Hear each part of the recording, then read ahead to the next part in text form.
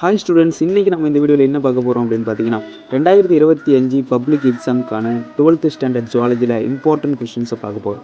நம்ம ஏன் lesson by லெசனாக பார்க்குறோம் அப்படின்னு பார்த்தீங்கன்னா, பப்ளிக் எக்ஸாமில் சில லெசனில் கொஷின் அதிகமான வினாக்கள் வரும், சில லெசனில் கொஷினே கேட்காமல் இருக்கலாம். ஸோ அதனால் நம்ம லெசன் பை லெசன் படிக்கும்போது தான் நம்மளால் 100% ஸ்கோர் பண்ண முடியும். வாங்க இப்போ நம்ம புக் பேக் கொஸ்டின்ஸை பார்க்கலாம். கொஷின் நம்பர் 5, எவ்வுயிரினத்தில் செல் பிரிதலே இனப்பெருக்க முறையாக செயல்புரிகிறது? கொஸ்டின் நம்பர் 7, கன்னி இனப்பெருக்கம் என்றால் என்ன? விலங்குகளிலிருந்து இரு எடுத்துக்காட்டு தருக. கொஸ்டின் நம்பர் 8, பாலின இனப்பெருக்கம் அல்லது பாலினப்பெருக்கம் இவற்றுள் எது மேம்பட்டது, ஏன்? கொஸ்டின் நம்பர் 11, காரணங்கள் கூறுக. தேனீக்கள் போன்ற உயிரிகள் கன்னி இனப்பெருக்க விலங்குகள் என்று அழைக்கப்படுகின்றன. ஆண் தேனீக்களில் 16 குரோமோசோம்களும் பெண் தேனீக்களில் 32 குரோமோசோம்களும் காணப்படுகின்றன. கொஸ்டின் நம்பர் 12, கீழ்கண்டவற்றுள் வேறுபடுத்துக. வெளிக்கருவுறுதல் மற்றும் உட்கருவுறுதல். பார்த்தீங்கன்னா பள்ளி மற்றும் பிளெனேரியாவில் காணப்படும் இழப்பு மீட்டல். கொஸ்டின் நம்பர் 14, உயிரிகளில் காணப்படும் பல்வேறு வகையான ஒருங்கிணைவு முறைகளை விவரி. அடுத்தது நம்ம புக்கு இன்சைட் கொஸ்டின் பார்க்க போகிறோம்.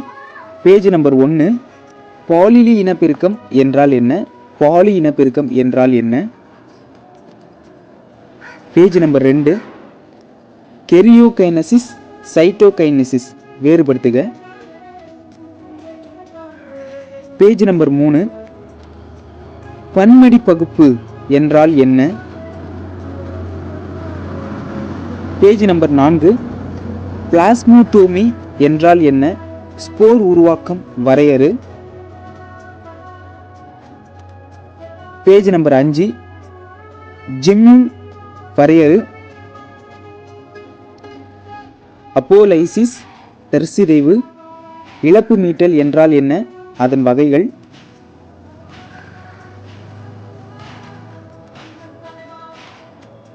பேஜ் நம்பர் 8, கருவூறுதல் என்றால் என்ன?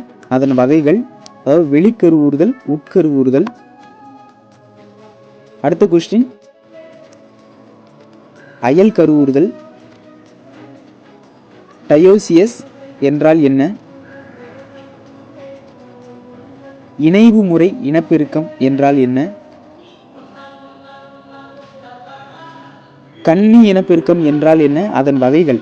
இயற்கை கன்னி இனப்பெருக்கம், செயற்கை கன்னி இனப்பெருக்கம்.